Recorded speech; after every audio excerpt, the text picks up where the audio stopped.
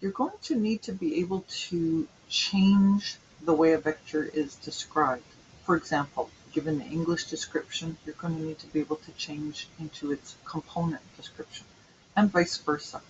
And no matter which description you're going to end up with, you always want to make sure, of course, that both of these crucial pieces of information are preserved.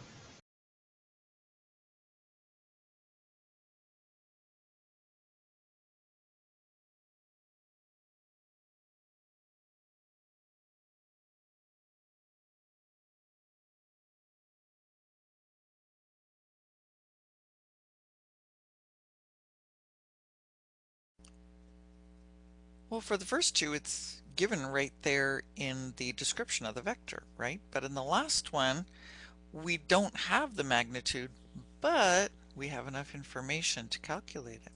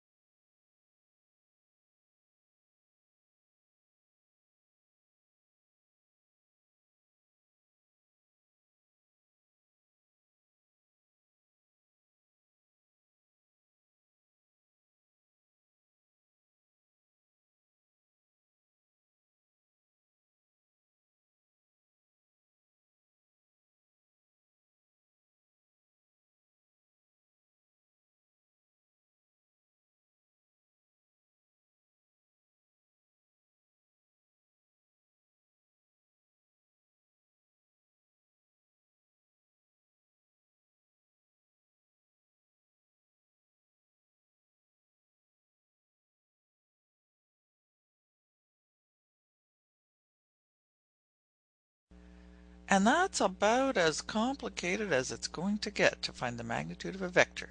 If you've been given that vector in English form, well, you simply read it off of the English description. So however many meters or kilometers per hour or what have you, that's your magnitude.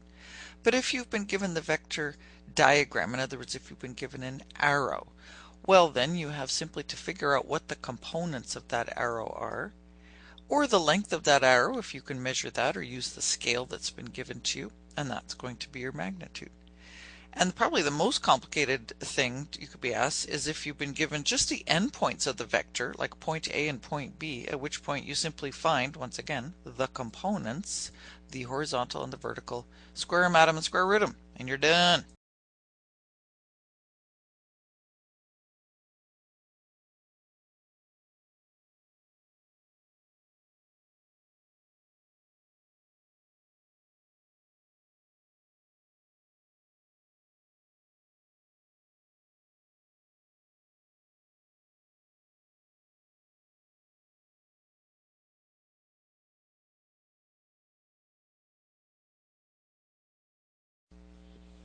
Gets a little more complicated when you've been asked to find the direction of the vector.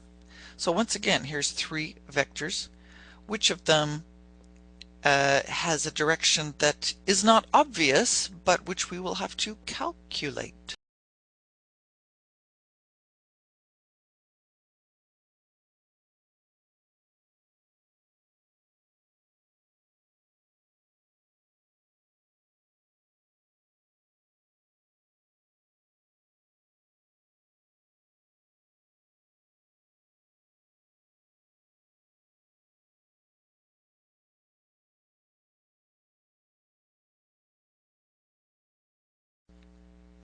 So here's where your trigonometry from last year comes in.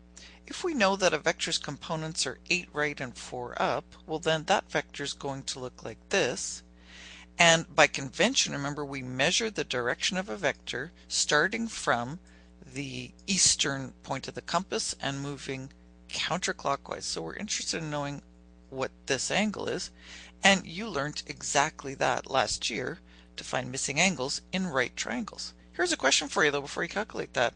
How do we know that this is even a right triangle? Who said anything about right triangles?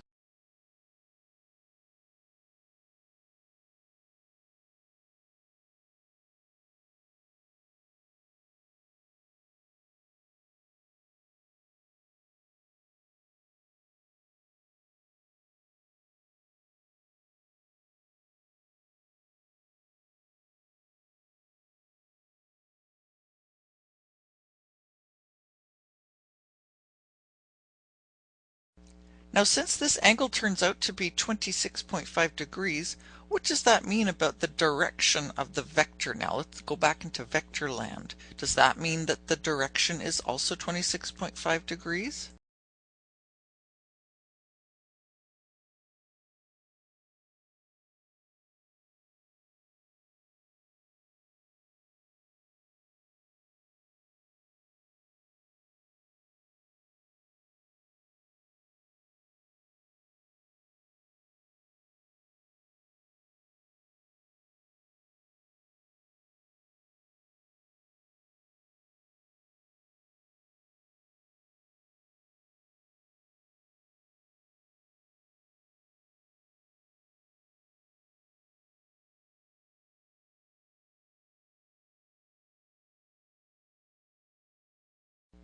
Now here's where you really have to think, not only about what the trigonometry is telling you, but how it fits in vector land. So far you've had examples where the components were both positive, and inverse tan of delta y over delta x has given us the angle, the direction that we're looking for. However, what if you were asked to find the direction of a vector that was pointing, let's say, in this direction? It's got a negative horizontal and a positive vertical component. If you were to do inverse tan on your calculator and input the positive y and the negative x, I'm telling you right now, it is not always going to give you the right answer. It'll give you the answer your calculator thinks you're looking for, but your calculator doesn't know that you are looking for a vector direction to be measured like this. So next few slides are very important. The formulas look a little bit more complicated.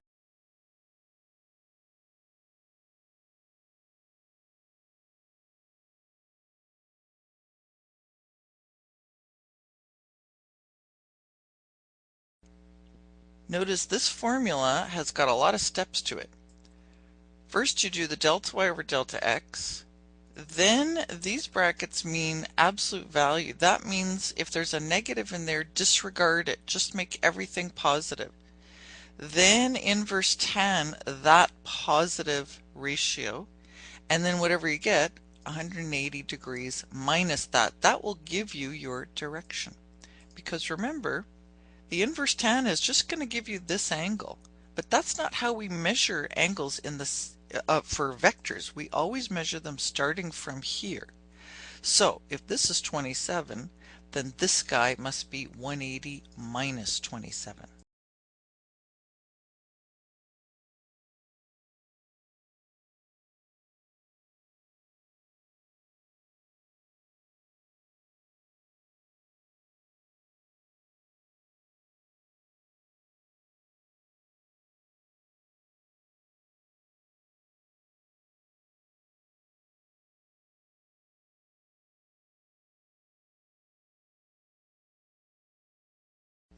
Here's the formula for the third quadrant. If both of your components are negative, once again, you do delta y over delta x, and we could put the absolute value around that as well. Once again, you want to disregard the signs. I didn't bother because let's face it, well, you tell me, why didn't I bother putting an absolute value around that to make everything positive? And then you inverse tan that, and then you do 180 plus that, because after all, if it's pointing in this direction, then the angle in vector terms will be 180 plus whatever we get for the inverse tan.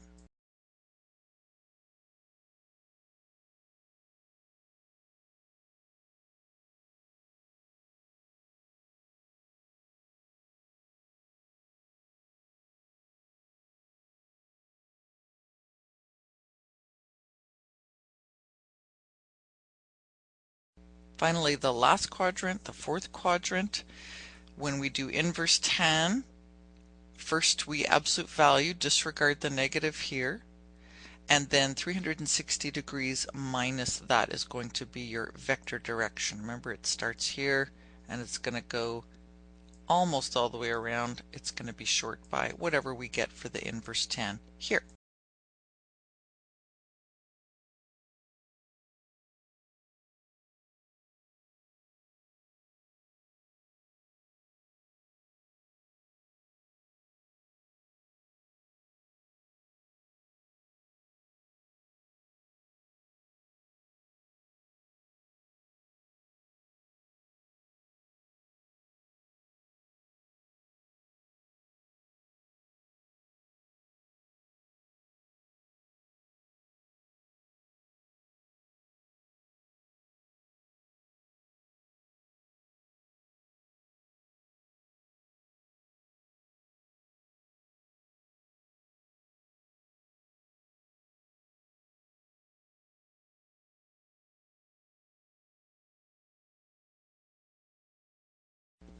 One last thing that you can calculate for a single given vector is this. Supposing you were given the English version of a vector, and for some reason you needed the components, you wanted to get a different notation.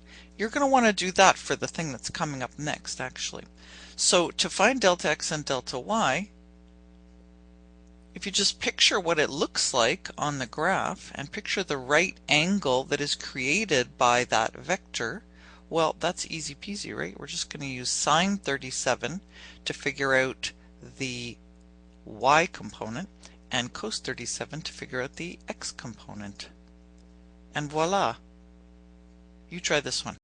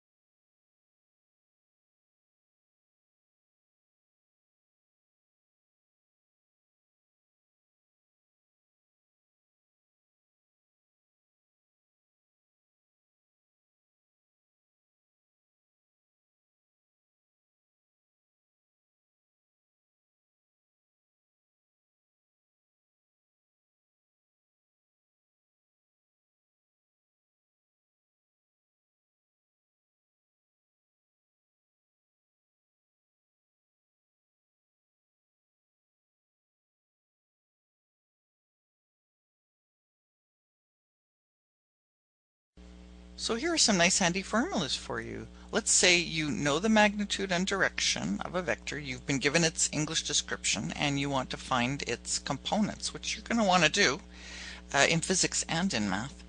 So you can use this formula to find the horizontal component, take the magnitude, multiply by the cos of the direction of the vector, and then this one will give you the vertical component.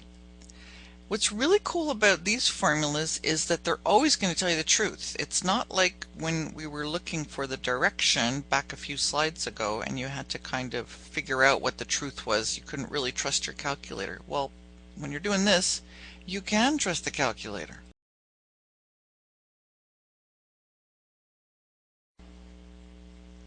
What do I mean you can trust the calculator? Well, let's try this example. I'm going to skip ahead here. Supposing you're given the magnitude of the vector is 46 newtons and the direction is 98 degrees. Well, that vector is going to be somewhere in this quadrant. 98 degrees is between 90 and 180. So we would expect its components to be a negative number for the x and a positive number for the y. What happens if you ask your calculator to calculate 46 times cos of 98 and 46 times sine of 98? Bada bing, it gives you a negative number for the x. It gives you a positive for the y. We don't have to worry. Your calculator already knows that it's possible to have a cos and a sine of an angle that's bigger than 90.